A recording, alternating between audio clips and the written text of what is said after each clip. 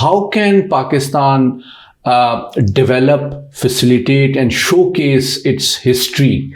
There is a desire amongst the faithful of any religion to visit their holy lands. Whether they are Buddhists or they are Sikhs or they are Hindus, they wish to visit Pakistan into these historic lands. In that context, it is our responsibility as a multi-ethnic, multicultural, multi-religious society to facilitate them. How can Pakistan optimally benefit by developing the religious tourism as a proper industry? When foreigners visit Pakistan, when any tourist visits Pakistan, it is the obligation of Pakistani society to provide them with a welcoming environment.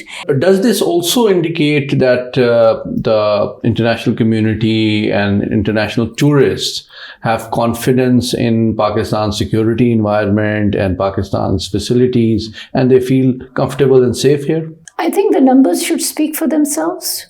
If you see the number of tourists that visit Pakistan now is much higher than in the past. How can we better improve the environment, the facilities, but also develop it as a viable and growing tourist industry for Pakistan? For any tourist industry to really develop internationally, it is critical that you promote domestic tourism.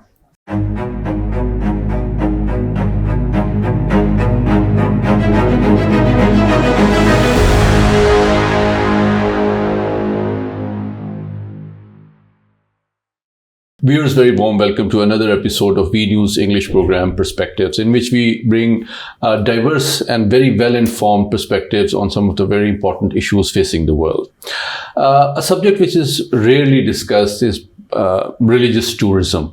A lot of countries around the world have promoted it, facilitated it, and by developing, facilitating their heritage, their archaeology, they have also created opportunities for domestic industry to gain foreign exchange revenue and also build a positive soft image in the international community. So in order to discuss Pakistan's religious tourism prospects and challenges, we are joined today by not just one of the leading diplomats of Pakistan's Foreign Service, but also someone who has this idea very close to her heart in her previous assignments. Ambassador Mumtaz Zahra Baloch, thank you so much for joining us. Nice to see you. Likewise. I recall when you were serving in South Korea, you initiated a concept in which some Buddhist monks were able to visit some of the very important Buddhist religious sites, and they also carried out their religious ceremonies. And so I want to know, what was the idea behind this initiative? What made you undertake this initiative? Thank you very much. Actually, Pakistan is a civilization that is thousands of years old. And we have a very rich history where Pakistan has been the fertile ground for the development of so many religions. And you would recall that Gandhara civilization used to be the center of Gandhara civilization used to be in Pakistan, and during the height of the Gandhara civilization, Taxila being the main capital of that civilization, there was a exchange of knowledge, of enlightenment, of religious scholars between this part of the world and rest of East Asia. And that is where we are linked with not just South Korea or the Korean Peninsula, but the rest of East Asia, China as well.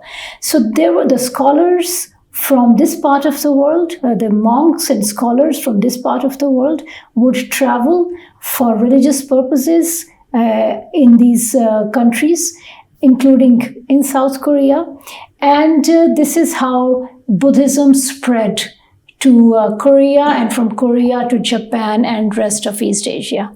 So we always say that the first Pakistani who visited the Korean peninsula was a monk, a Buddhist monk, Monk Maranatha, in the 4th century.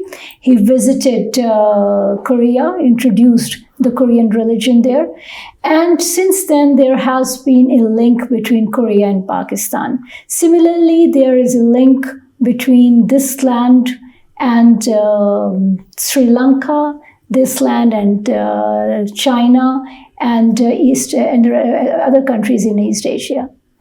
I recall when I was in academia about 15 years ago, I once invited the South Korean ambassador for a lecture. And I remember very well, he said, that's a great honor for me to deliver a lecture in the land where 25 centuries ago, my ancestors used to travel across 4 time zones to seek knowledge in the Textile University.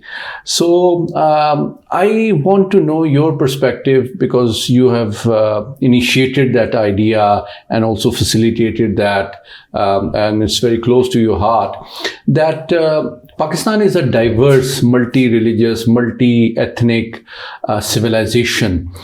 We have Mehergarh, we have Gandhara, we have Mohenjo-daro, and so on and so forth. My own ancestors came to Uch Sharif 7.5 centuries ago. So I want to know that how can Pakistan develop, facilitate, and showcase its history, not just as part of its lost glory, but also as an opportunity to provide, a better employment and business to the local people, and earn some useful foreign exchange in the process. First, I would like to correct something, that I did not initiate the links between Korea and Pakistan in terms of Buddhist exchanges. This has been part of Pakistan's diplomacy for a long time, and I built on the wonderful work that my predecessors did in promoting Pakistan-Korea relations. Secondly, there is a desire amongst the faithful of any religion to visit their holy lands. Just as Pakistanis, wherever they are, Muslims, wherever they are, they wish to travel to our religious sites in the Middle East. Similarly, there are other faithfuls of other religions who wish to travel to Pakistan, whether they are Buddhists or they are Sikhs or they are Hindus. They wish to visit Pakistan into these historic lands and follow the footsteps of their religious leaders.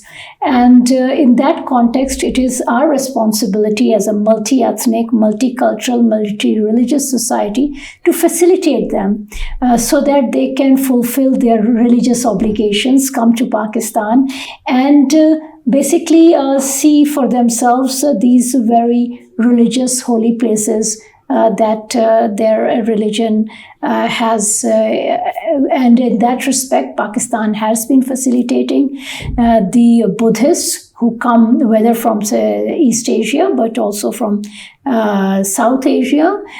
Similarly, Sikhs come in big numbers every year to Pakistan, and Hindus also come to Pakistan on the occasion of religious festivals and occasions.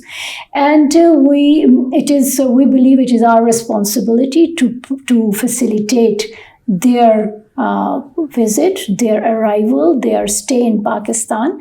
And while they are in Pakistan, they appreciate the hospitality of Pakistani people and travel Pakistan and see for themselves the diversity of Pakistan, the culture of Pakistan, and the fact that we are a country that respects their religion and respect their right to practice their religion.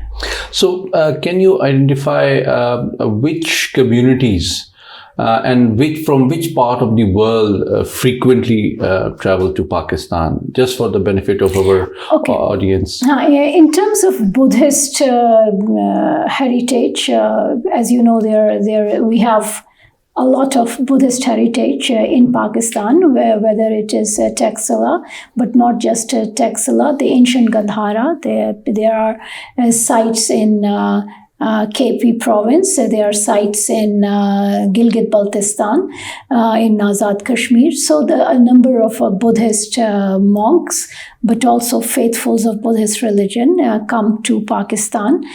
They come from China, they come from East Asia, Japan, Republic of Korea, Vietnam, even some from Indonesia, but also from Sri Lanka. There is a big number of faithfuls who come to Pakistan and perform their religious obligations. In terms of Hindus, we receive individuals from India, but not just India. There are people who come from other parts of the world.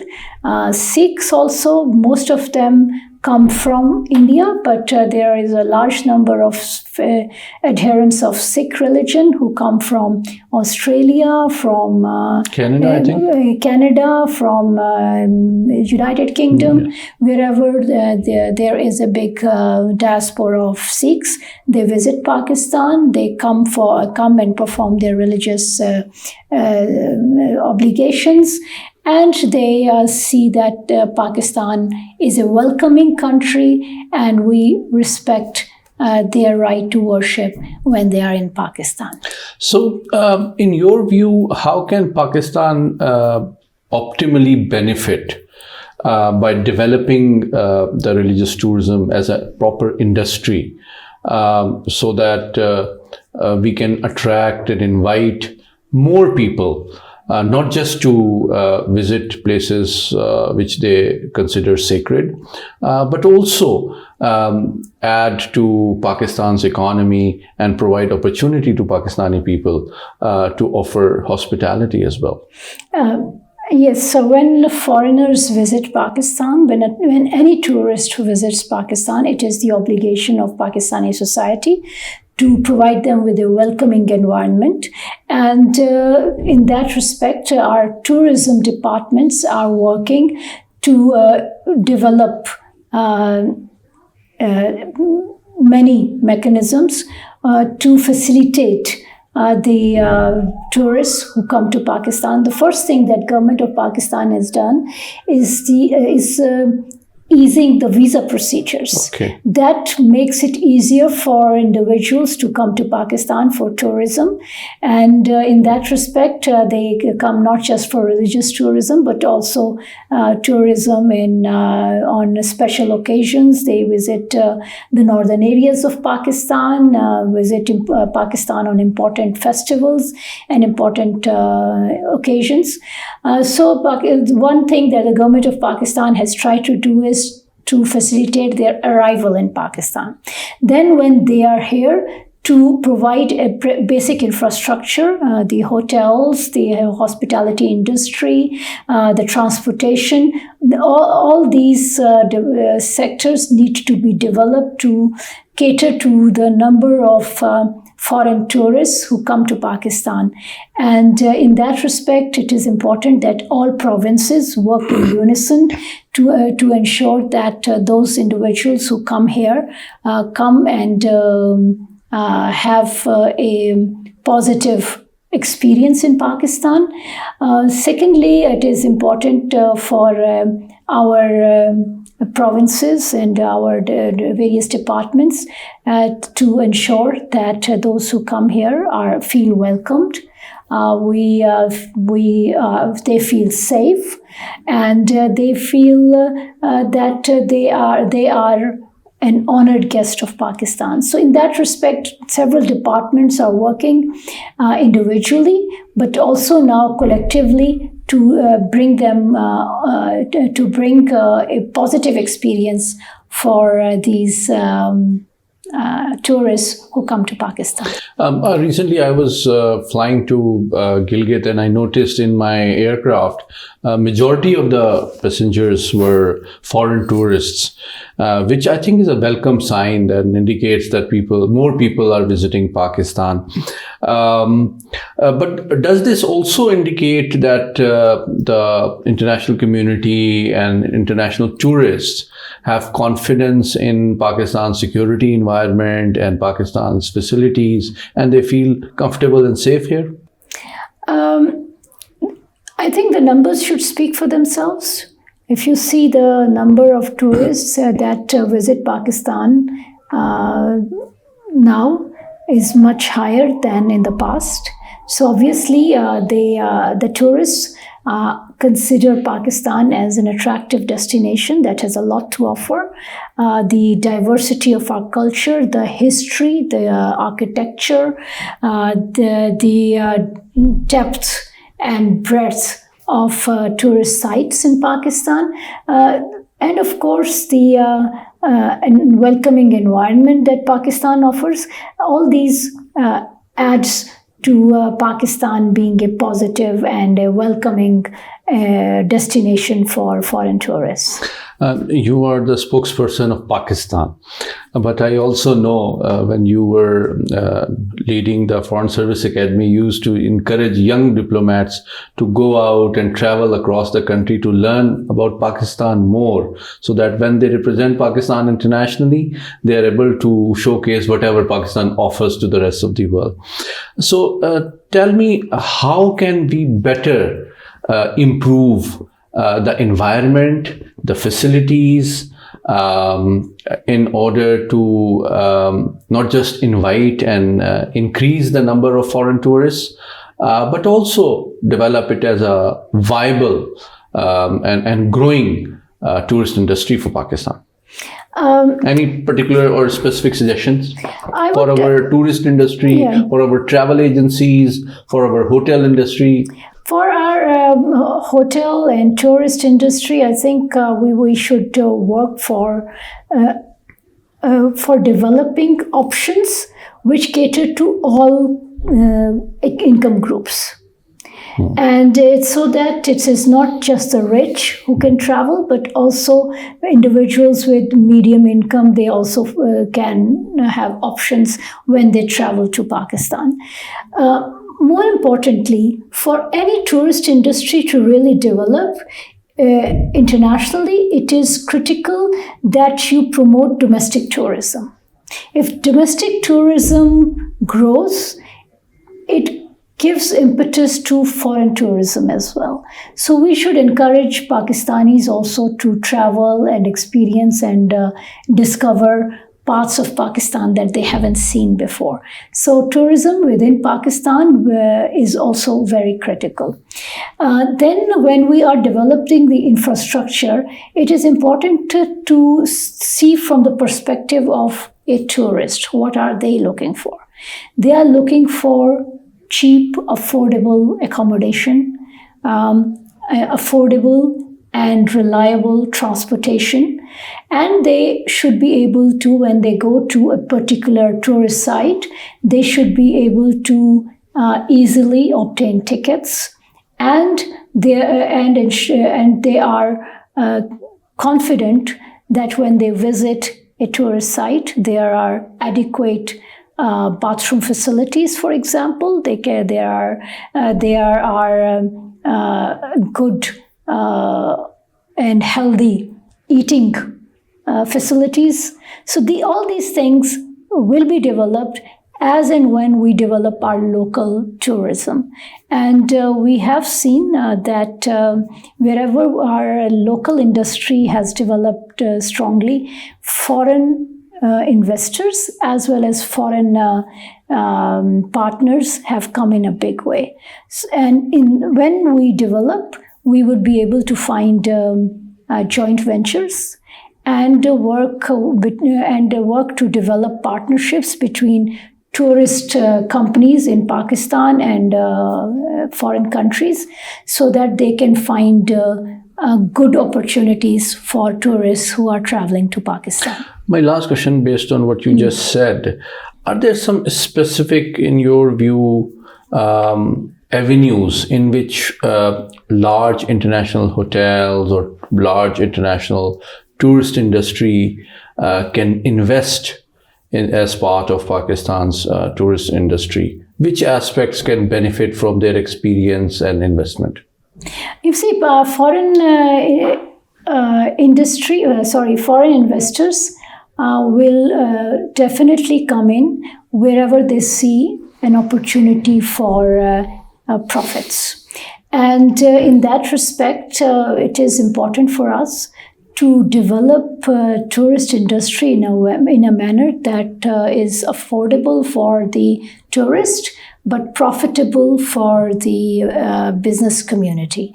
And there are models internationally that can be emulated in Pakistan. Small countries like Maldives, Sri Lanka, these countries have really developed their tourist industry.